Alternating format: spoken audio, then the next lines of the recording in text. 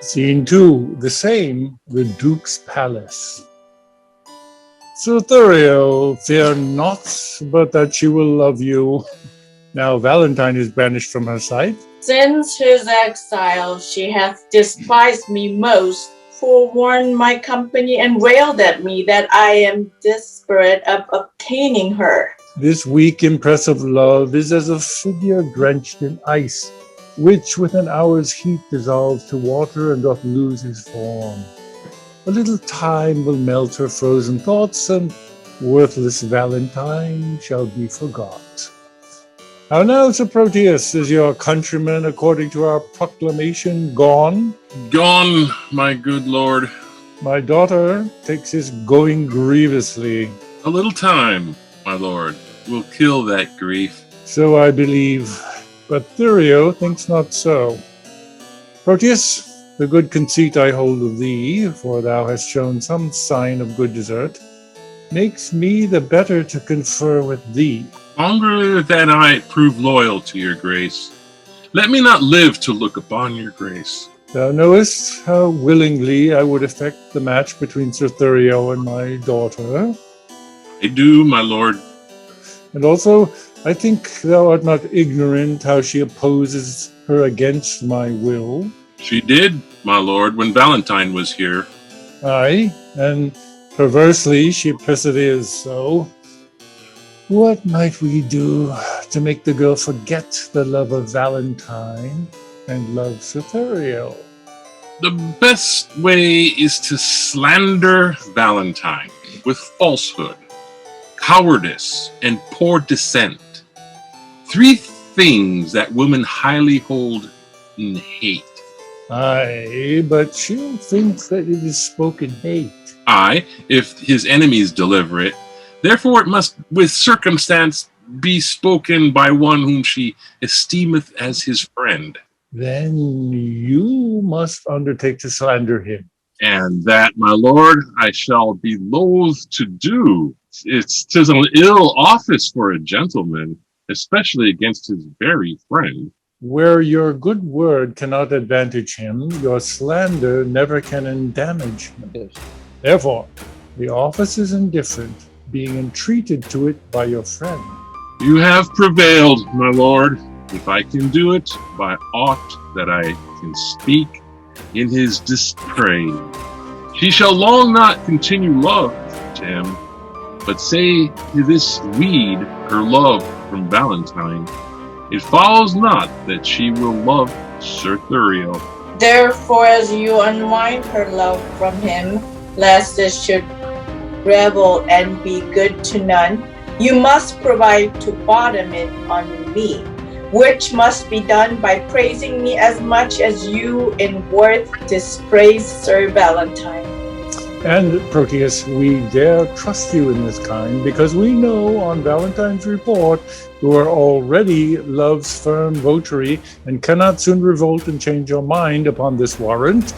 Shall you have access where you with Silva may confer at large, for she is lumpish, heavy, melancholy, and for your friend's sake will be glad of you, where you may temper her by your persuasion to hate young Valentine and love my friend.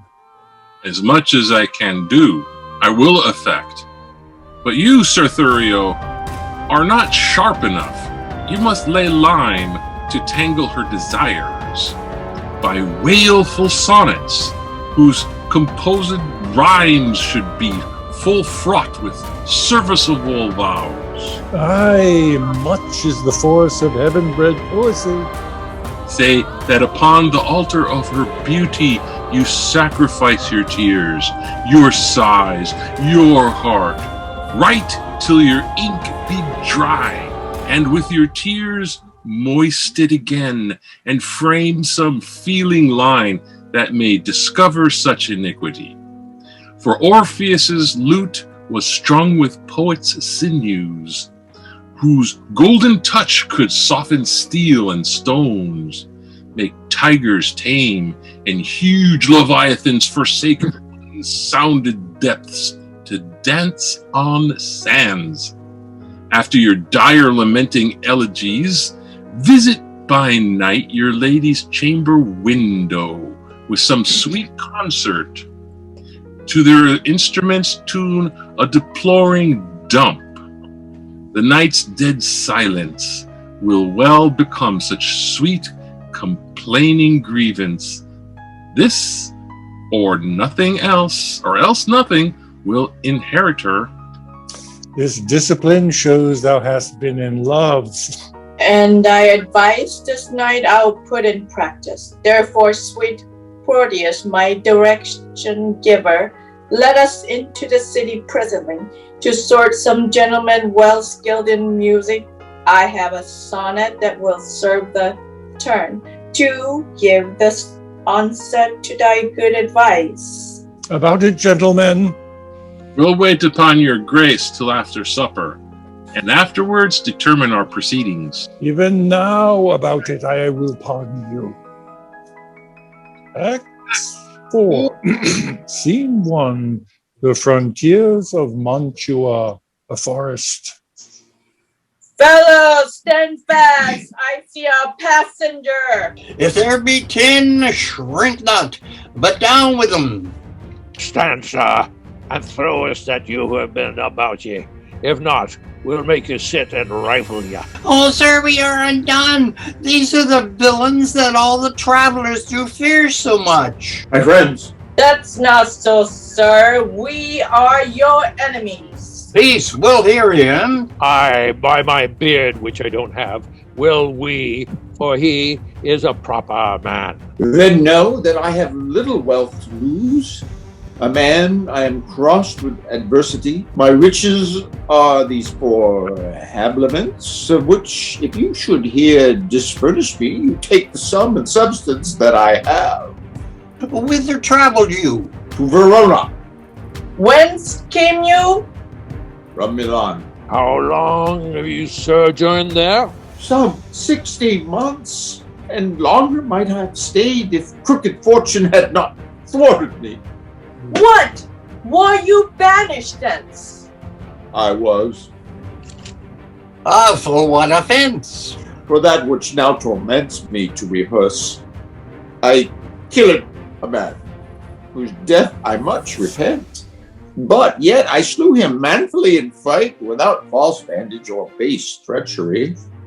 Why ne'er repented, if it were done so? But were you banished for so small a fault? I was, and held me glad of such a doom. Have you the tongues? My youthful travel therein made me happy, or else I often had been miserable. Oh, by the bare scalp of Robin Hood's fat friar, this fellow were a king for our wild fact. We'll have him, sir, a word. Master, be one of them, and it's so honorable kind of thievery. Peace, villain! And what? This? Have you anything to take us? Nothing. No, nothing. Oh. Nothing but my fortune. Know then that some of us are gentlemen, such as the fury ungoverned youth, the thrust on the company of awful men. Myself was from Verona banished for practicing to steal away a lady, an heir, and near allied unto the Duke. And I from Mantua for a gentleman, who in my mood I stabbed into the heart. And I, for such like pretty crimes as these, but to the purpose, for we cite our faults, what they may hold excuse our lawless lives, and party seeing you are beautified with goodly shape, and by your own report, a linguist, a man of such perfection as we do in our quality much want. Indeed, because you were a banished man, therefore, above the rest, we parley to you, and are you content to be our general, to have a virtue of necessity, and live as we do in this wilderness? What sayest thou? Wilt thou be of our consort? Say aye, and be the captain of us all. We'll do thee homage and be ruled by thee. Love thee as our commander and our king. But if thou scorn our courtesy, thou diest. Thou shalt live to brag of what we have offered. I take your offer and will live with you, provided that you do no outrages on silly women or poor passengers. No, we detest such vile base practices. Come, go with us. We'll bring thee to our cruise and show thee all the treasures we have got, which, with ourselves, all rest at thy dispose. Scene 2, Milan. Outside the Duke's palace, under Silvia's chamber. Already I have been false to Valentine, and now I must be as unjust to Thurio.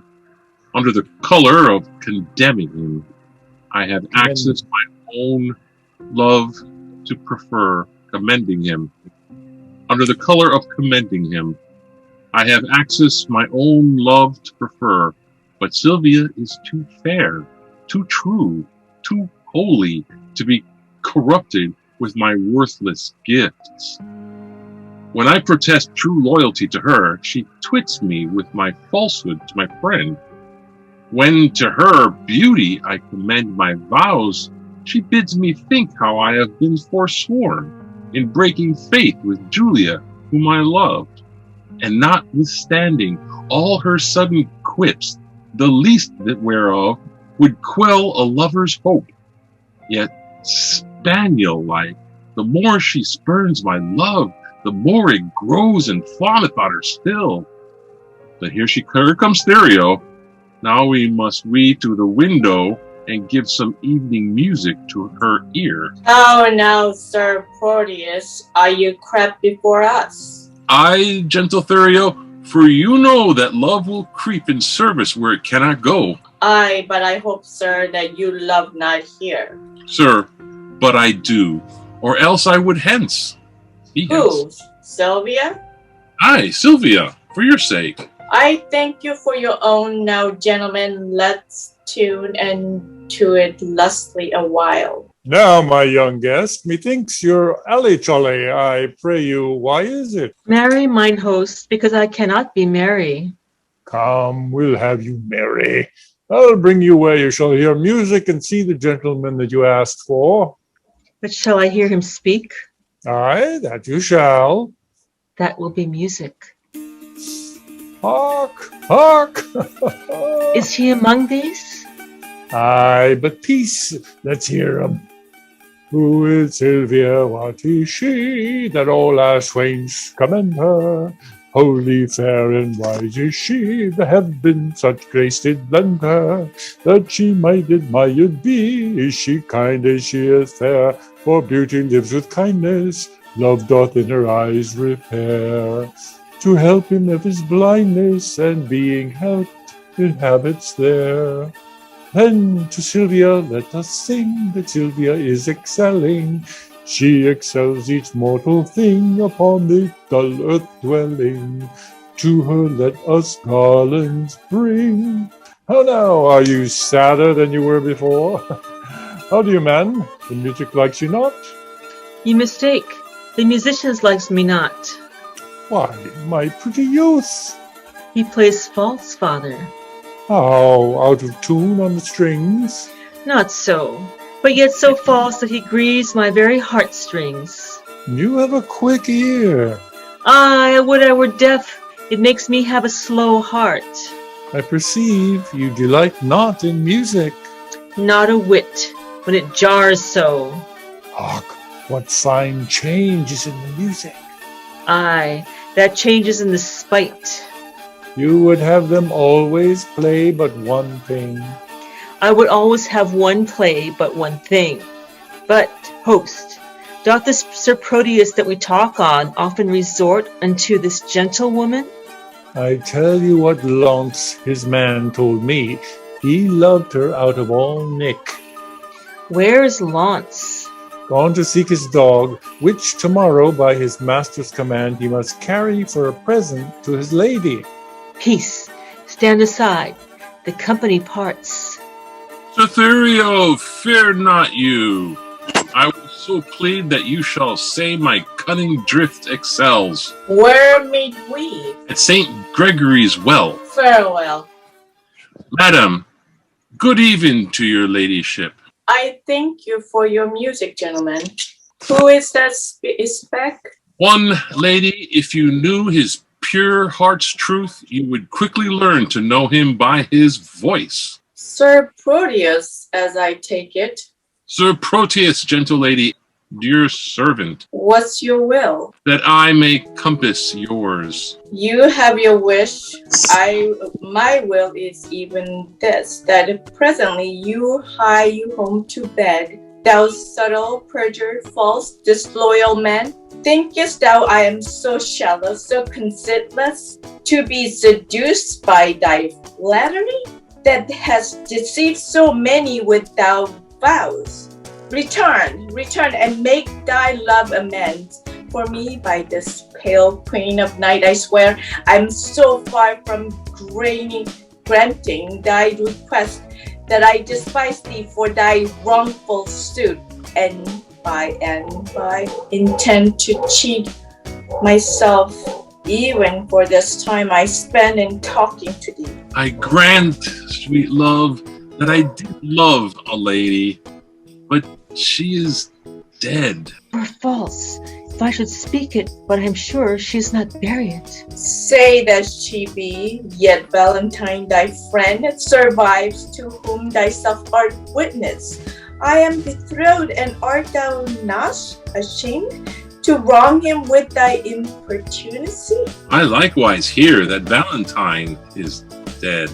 And so suppose am I, for in his grave assure thyself my love and buried. Sweet lady, let me rake it from the earth. Go to thy lady's grave and call her thence, or at the least in her sepulchre thine. He heard not that. Madam, if your heart be so obdurate, vouchsafe me yet your picture for my love, the picture that is hanging in your chamber. To that I'll speak, to that I'll sigh and weep. For since the substance of your perfect self is else devoted, I am but a shadow, and to your shadow I will make true love. If 'twere substance, you would sure deceive it and make it but a shadow, as I am. I am very loath to be your idol, sir, but since your falsehood shall become you well, to worship shadows and adore false shapes, send to me in the morning, and I will send it, and so good rest. As wretches have o'er night that wait for execution in the morn. Host, will you go?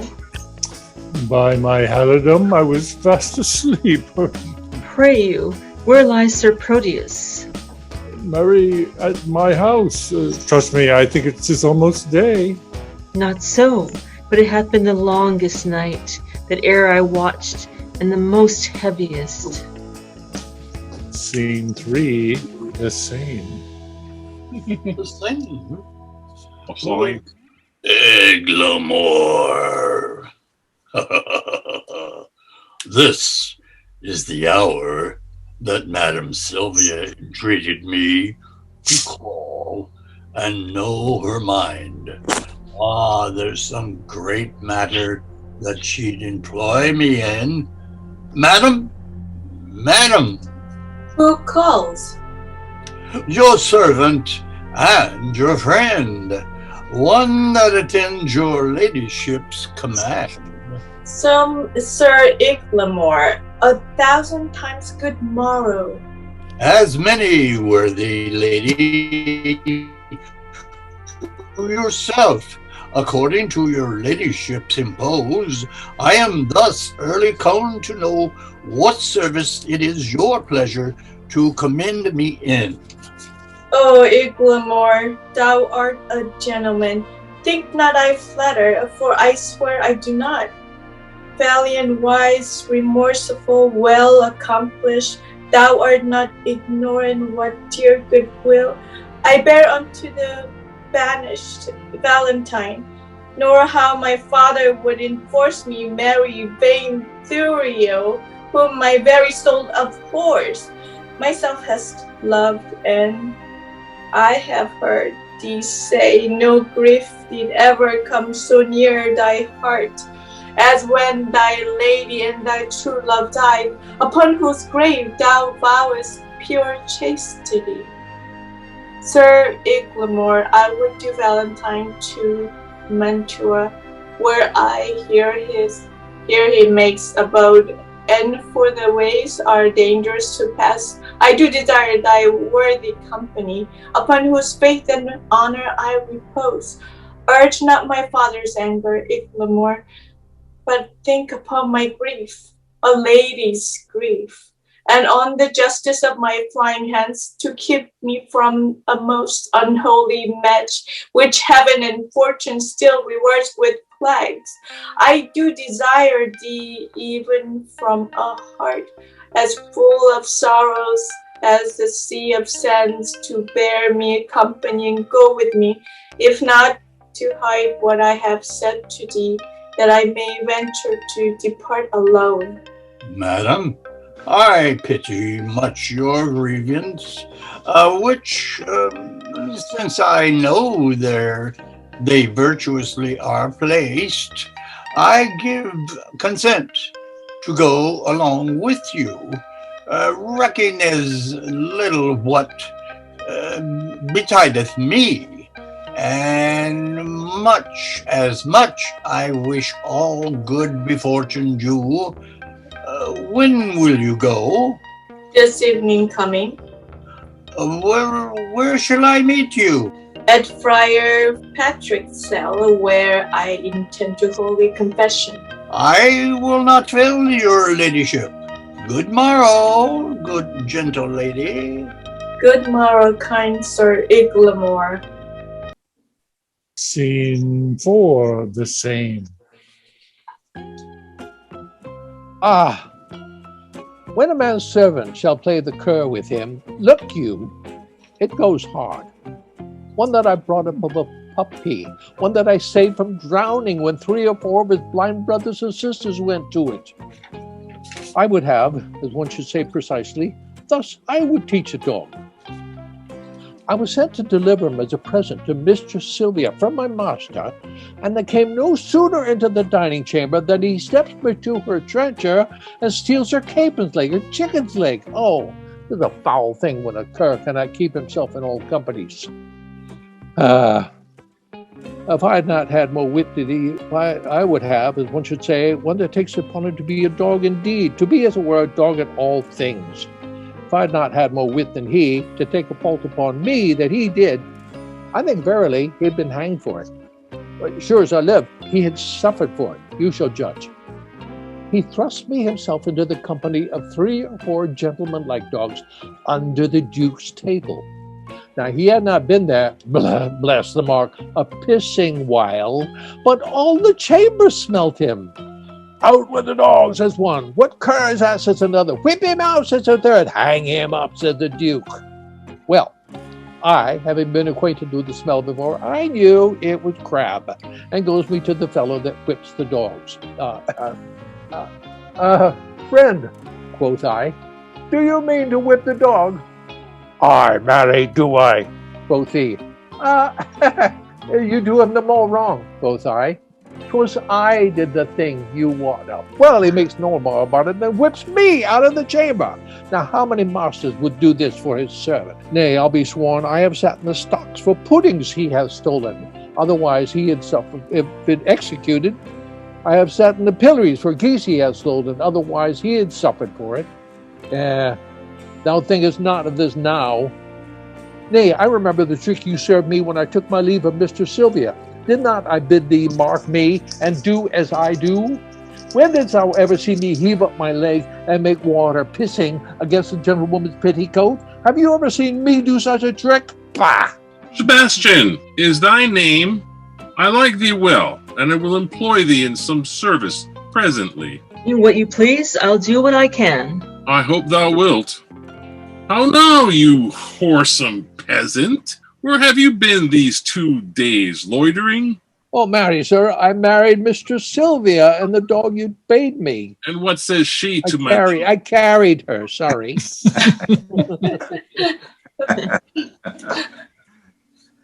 And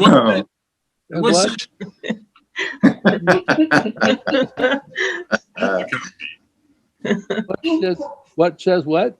And what says she to my little jewel? Oh, Mary, she says your dog was a cur and tells you your currish thanks is good enough for such a present.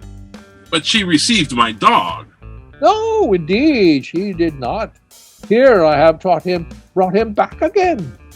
What, didst thou offer her this from me? Aye, sir, and the other squirrel was stolen from me by the hangman's boys in the marketplace. And then I offered her mine own, who is a dog as big as 10 of yours, and therefore the gift the greater. Go, get thee hence, and find my dog again, or never return again to my sight. Away, I say. Stayest thou to vex me here? Okay, bye. A slave, and still an end turns me to shame.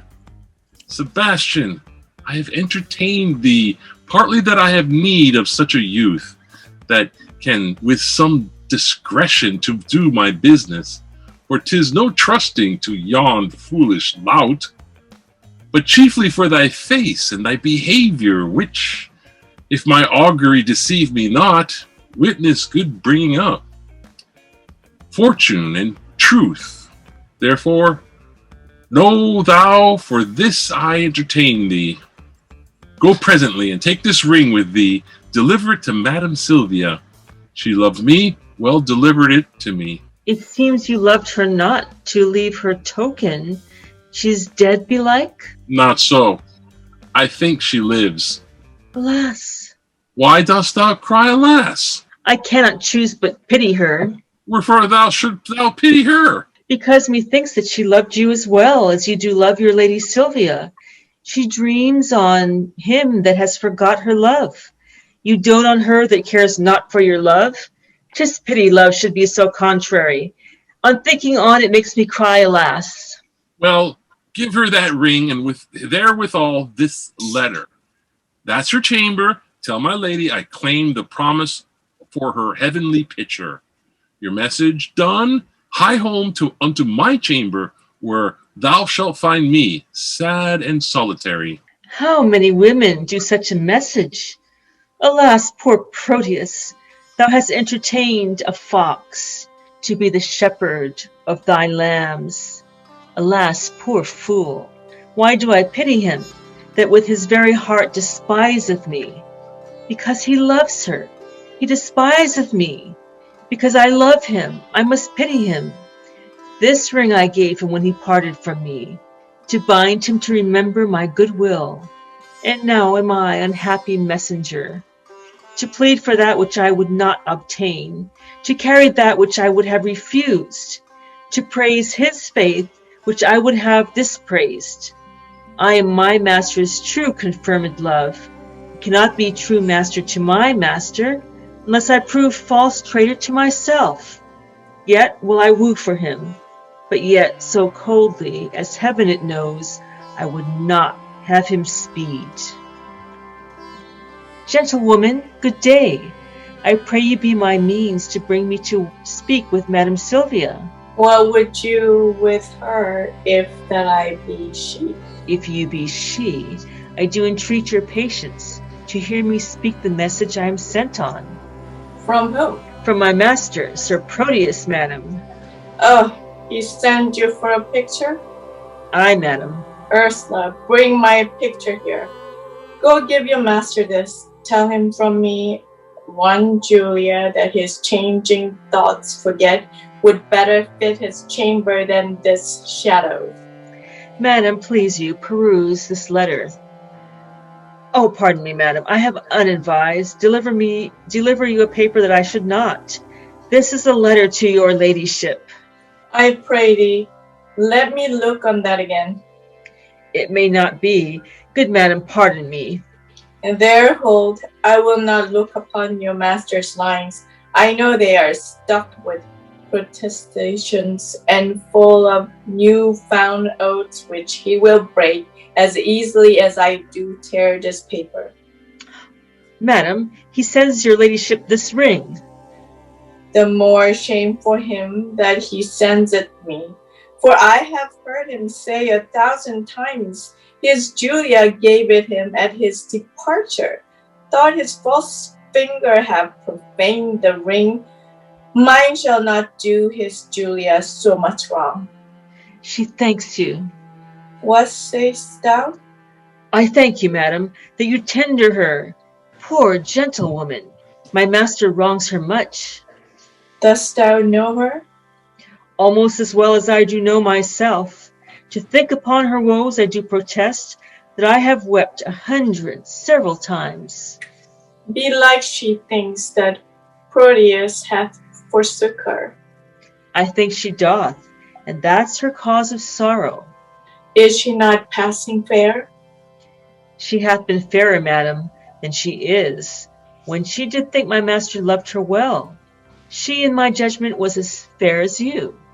But since she did neglect her looking-glass, and threw her sun-expelling mask away, the air hath starved her roses in her cheeks, and pinched the lily tincture of her face, and now she has become as black as I. How tall was she? About my stature, for at Pentecost, when all our pageants of delight were played, our youth got me to play the woman's part, and I was trimmed in Madame Julia's gown, and served me as fit by all men's judgments, as if the garment had been made for me. Therefore I know she is about my height, and at that time I made her weep a good, for I did play a lamentable part. Madam, 'twas Ariadne, passioning for Theseus' perjury and unjust flight, which I so lively acted with my tears, that my poor mistress moved therewithal, but bitterly, and would I be dead if I had felt not her very sorrow. She is beholding to thee, gentle youth. Alas, poor lady, desolate and left. I whip myself to think upon thy words. Here, youth, there is my purse. I give thee this for thy sweet mistress's sake, because thou lovest her. Farewell. And she shall thank you for it, if e'er you know her. A virtuous gentlewoman, mild and beautiful. I hope my master's suit will be but cold, since she respects my mistress's love so much. Alas, how love can trifle with itself. Here is her picture. Let me see. I think if I had such attire, this face of mine were full as lovely as this of hers. And yet the painter flattered her a little, unless I flatter with myself too much. Her hair is auburn, mine is perfect yellow. If that be all the difference in his love, I'll get me such a colored periwig. Her eyes are gray as glass, and so are mine. Aye, but her forehead's low, and mine's as high. What should it be that he respects in her, but I can make respected in myself? If this fond love were not a blinded god. Come, shadow, come, and take this shadow up, for 'tis thy rival. O thou senseless form, thou shalt be worshipped, kissed, loved, and adored, and were there sense in this idolatry, my substance should be statue in thy stead. I'll use thee kindly for thy mistress's sake, that used me so, or else by Jove I vow I should have scratched out your unseeing eyes, to make my master out of love with thee. Act 5, Scene 1, Milan and Abbey. Ah, yes, the sun begins to gild this western sky. And now it is about the very hour that Sylvia at Friar Patrick's cell greet me. She will not fail, for lovers break not hours, unless it be to come before their time. So much they spur their expedition. See where she doth come. A lady, a happy evening. Amen, amen. Go on, good Eglamour. Out at the postern by the abbey wall, I fear I am attended by some spies. Fear not. The forest is not 3 leagues off. If we recover that, we are sure enough. Scene 2, the same, the Duke's Palace. Sir Proteus, what say Silvia to my suit? Oh, sir, I find her milder than she was, and yet she takes exceptions at your person. What? That my leg is too long? No, that it is too little. I will wear a boot to make it somewhat rounder. But love will not be spurred to what it loathes. What says she to my face? She says it is a fair one. Nay, then the wanton lies, my face is black. But pearls are fair, and the old saying is, black men are pearls in beauteous ladies' eyes. 'Tis true. Such pearls as put out ladies' eyes, for I had rather wink than look on them. How likes she my discourse? Ill when you talk of war. But well when I discourse of love and peace. But better indeed when you hold your peace. What says she to my valor? Oh, sir, she makes no doubt of that. She need not, when she knows it cowardice. What says she to my birth? That you are well derived. True, from a gentleman to a fool. Considers she my possessions? Oh, aye, and pities them. Wherefore? That such an ass should owe them. That they are out by lease. Here comes the Duke. Oh no, Sir Proteus. Oh no, Thurio. Which of you saw Sir Eglamour of late? Not I. Nor I. Saw you my daughter? Neither. Why then, she's fled unto that peasant Valentine, and Eglamour is in her company.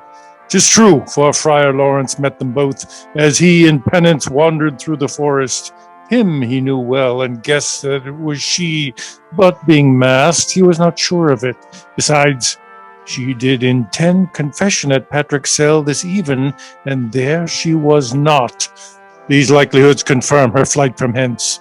Therefore, I pray you, stand not to discourse, but mount you presently, and meet with me upon the rising of the mountain foot that leads toward Mantua, whither they are fled.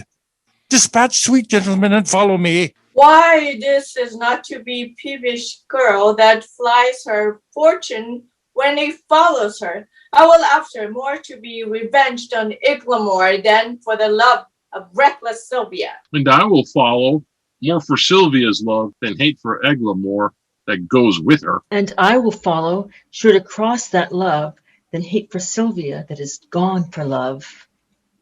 Scene 3, the frontiers of Mantua, the forest. Come, come, be patient. We must bring you to our captain. 1,000 more mischances than this one have learned me how to brook this patiently. Bring her away. Where's the gentleman that was with her? Being nimble-footed, he hath outrun us, but Moyas and Valorous follow him. Go thou with her to the west end of the wood. There is our captain. We'll follow him that's fled. The thicket is beset. He cannot escape. Come, I must bring you to our captain's cave. Fear not, he bears an honorable mind, and will not use a woman lawlessly. Oh, Valentine, this I endure for thee. Scene 4, another part of the forest. How youth doth breed a habit in a man.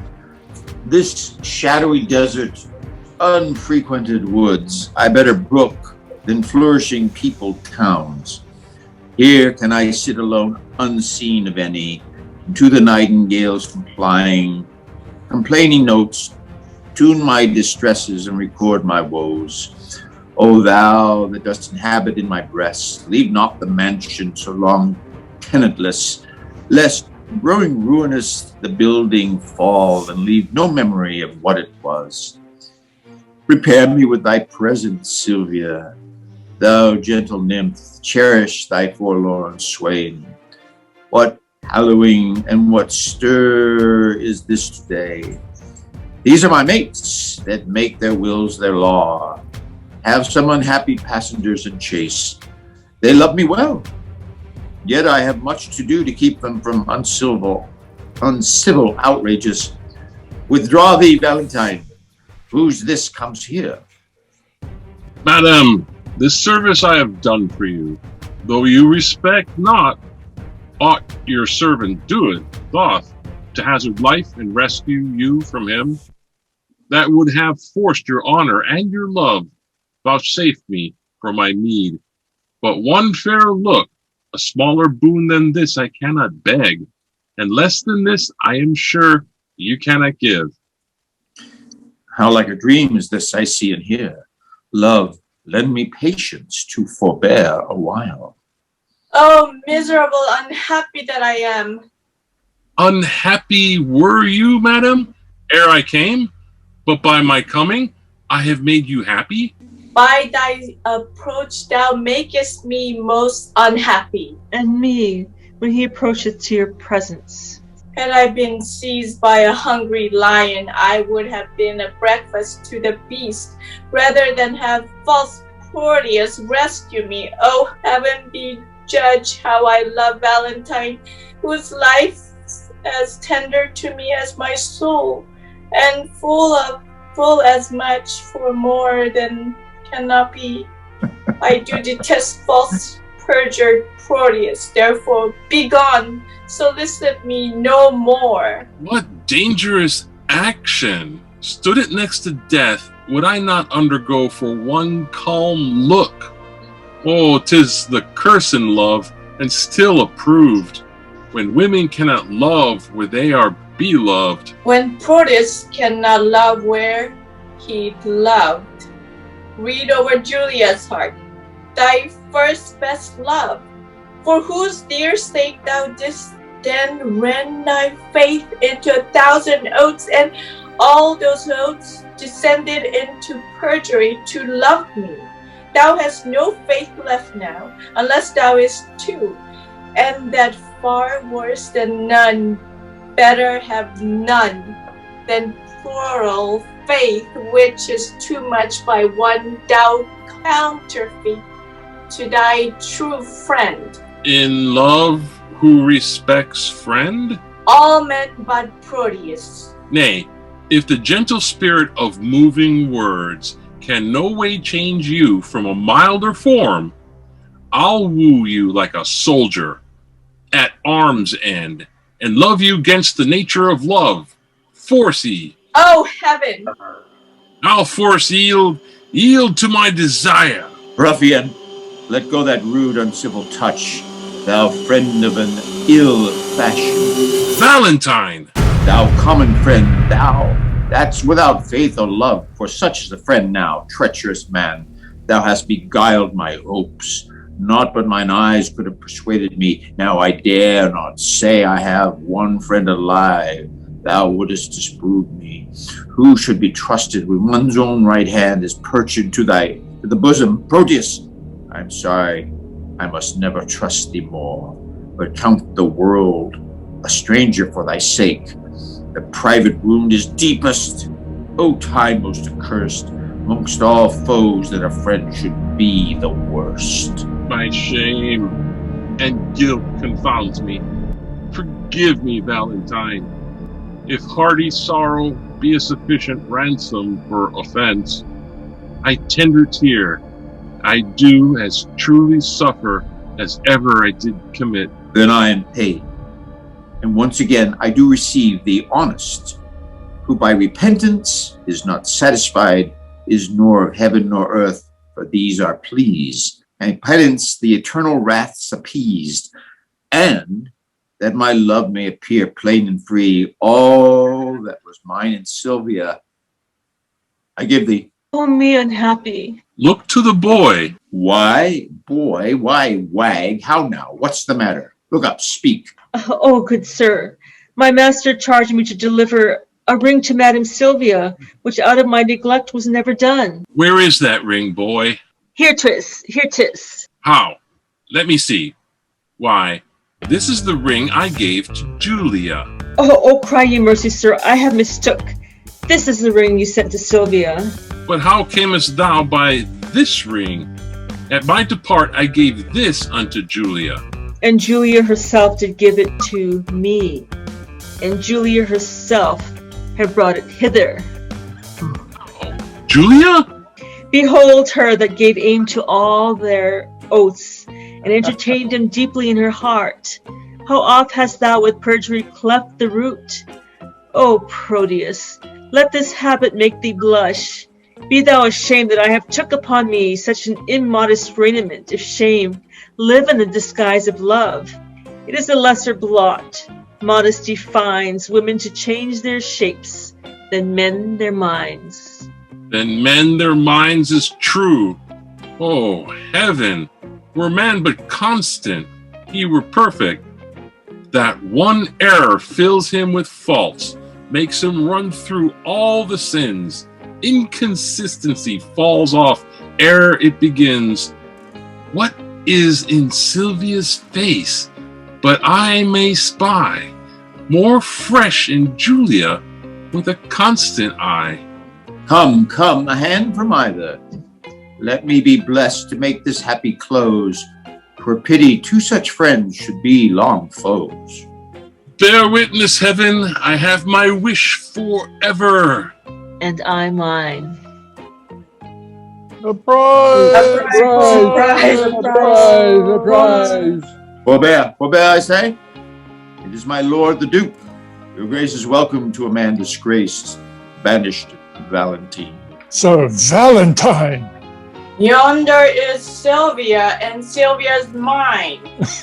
Thurio, give back, or else embrace thy death. Come not within the measure of my wrath. Do not name Sylvia thine. If once again Verona shall not hold thee, here she stands. Take but possession of her with a touch. I dare thee but to breathe upon my love. Sir Valentine, I care not for her. I hold him but a foe that will endanger his body for a girl that loves him not. I claim her not, and therefore she is thine. The more degenerate and base art thou to make such means for her as thou hast done, and leave her on such slight conditions. Now, by the honor of my ancestry, I do applaud thy spirit, Valentine, and think thee worthy of an empress' love. Know then, I here forget all former griefs, cancel all grudge, repeal thee home again, lead a new state in thy unrivaled merit, to which I thus subscribe. Sir Valentine, thou art a gentleman and well derived. Take thou thy Sylvia, for thou hast deserved her. I thank your grace. The gift hath made me happy. I now beseech you, for your daughter's sake, to grant one boon that I shall ask of you. I grant it for thine own, whate'er it be. These banished men that I have kept withal are men endued with worthy qualities. Forgive them what they have committed here, and let them be recalled from their exile. They are reformed, civil, full of good, and fit for great employment, worthy Lord. Yes, sir. Yes, sir. Thou hast prevailed, I pardon them and thee. Dispose of them as thou knowest their deserts. Come, let us go. We will include all jars with triumph's mirth and rare solemnity. Oh, and as we walk along, I dare be bold, with our discourse to make your grace to smile. What think you of this page, my lord? I think the boy hath grace in him. He blushes. I warrant you, my lord, more grace than boy. What mean you by that saying? Please you, I tell you as we pass along, that you will wonder what hath fortuned. Come, Proteus, 'tis your penance but to hear the story of your loves discovered. That done, our day of marriage shall be yours. One feast, one house, one mutual happiness.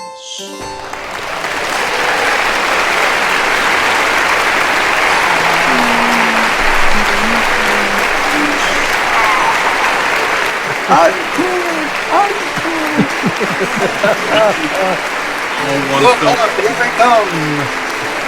Take a bow. Well, he did it in 2.5 hours, too. That's pretty done. I know. Yeah. With no cuts. We don't think we had any cuts, did we? Practical witness. Oh, no cuts at all. I had hoped to make one, but What special effects, too. Flying hearts. That's really, yay. I haven't seen that Yeah. in years. What's the next play? Oh, have a heart, will you? You Love, gotta ladies, have and balls. Miles. Yeah. What's the point? Has anyone heard the musical Two Gentlemen of Verona? No. No, can you hum it? I can. You want to hear it? Yeah. You No, gentlemen, it's a black and a Mexican mix of the two people involved, and Raul Julia was Sir Valentine in that performance on Broadway, and in 1971 it received the Emmy Award above another play by Stephen Sondheim called Follies. Must have been a Tony. It was Tony a Tony. Award? I'm sorry. What did I say? Emmy. That's Yeah. all right. We know what you meant. Yeah, Tony.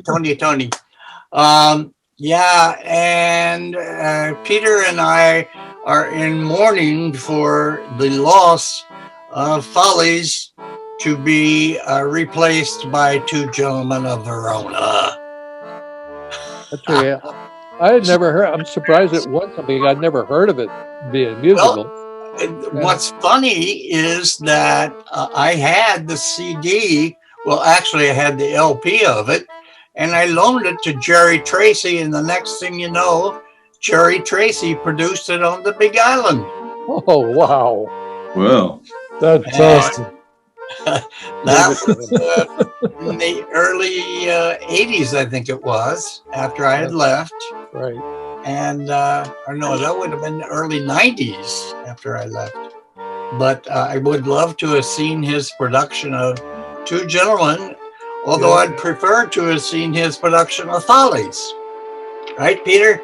Yeah. Did he did a production of Follies? No, I'm just throwing it out there. Okay. Yeah. So his was a musical? Two Gentlemen of Verona was a musical, and the Who is Sylvia, of course, was the big song from the whole thing. But the guy that played the Duke of Milan was a black guy. I can't think of his name, but everything that he sang was super soul. It was marvelous to listen to. And because it was the new beginnings of a new kind of theater, rock musicals, that sort of thing, it won all the Tonys. And I think the only thing Follies won was like a set design or something like that. And it was so sad. Yeah. Oh, well. Oh, Will is right, considering the history of the Follies ever since then. And no one hears of Two Gentlemen of Verona. So there you go. This is a subject for another time, but just a quick message for Jim. I don't know if I ever tell you this, but I saw a production of Follies in London in a pub theater. Oh, wow. And you were drinking? Well, I'll have to. It's too much to talk about here. We'll talk about it later. All right. Did It's it amazing. seat like 10 people, or was it? Yeah. Well, There's some pubs that are huge, right? Yeah. Well, this one wasn't. It was upstairs. The pub drinking part was downstairs. Upstairs, it was just one level, and had a stage, and the orchestra was one pianist. That was the orchestra. There were 4 chorus girls, and all the other characters, instead of when their scene was over, they come sit in the audience and watch. And when it was their cue, they got up and participated. It was quite fantastic, actually. Them bars. I thought who's ever gonna diddle little dong. I forgot the Yeah. Yeah. Anyway, that's a story for another time. I don't want to take up other people's time, too. Yeah. Or am I losing my mind? Yeah, you and me and several others, yeah. Yeah, it's called isolation. Yeah. Aloha all. Anyway. We've all lost our minds. It's good. Yeah. Bye bye. So what's our next play? What's the next one? It's a comedy, I guess. That's a pretty good guess, isn't it? Guessing. I thought that it was Love's Labor's Lost, but maybe I'm wrong. No, that's the next in my book. Okay. Is it? That calls for 4 guys, leads, and 4 ladies, also leads. And Richard, I would love to hear your B-round. B-round. Done by David Tennant in the Royal Shakespeare Company. So you've got David Tennant to work with. All right, fine, good, excellent, lovely. You can do it. You can do What it. time is it there, Richard? It's What time is it? it's 10:30. All right, perfect. Thanks for coming. Yeah. Thank you so much for setting Thank the you. time. Yeah, Right. I'm glad you're with us, Richard. Yes. mahalo. We'll Nice do to that see all again. you guys. You made it worthwhile. Okay, aloha. Aloha. Okay, see you next time. Okay. bye. Happy Valentine's Day. Happy Yeah, Valentine's thank Day. you. Thank you, Uma. Ah. Happy Bye. Valentine's Day to you, too. Thank you. Bye. Bye-bye. Hi. Valentine's Day. Thanks a lot. Oh, and Shaka with me. Yeah. No, shakalaka ding dong. Shaka ding dong. Come on, Leilani. One more. As a 4. Leilani, no Shaka? She's frozen. Leilani's frozen in ice. Oh, dear. Oh, Leilani's like this. she exited. Yeah. Hello, Leilani. Hello. She's frozen. Hey, I'm doing the heart. Nobody's giving me the heart back. Oh, here. Oh, Hey, you gotta have heart. All you really need is heart. That's right. signing here. It's the hard game. Yeah. Do that thing. Okay. Well, All right, guys. So Okay. next time it's the what is it again? 7 Comedy of Errors. Right. Love's Labor Lost. labor Yes. loss. 7 brides for 7 brothers. Yes. Talk to you guys. Okay. Thanks. Okay. Thanks. Aloha. Okay. Bye. Good night. Okay.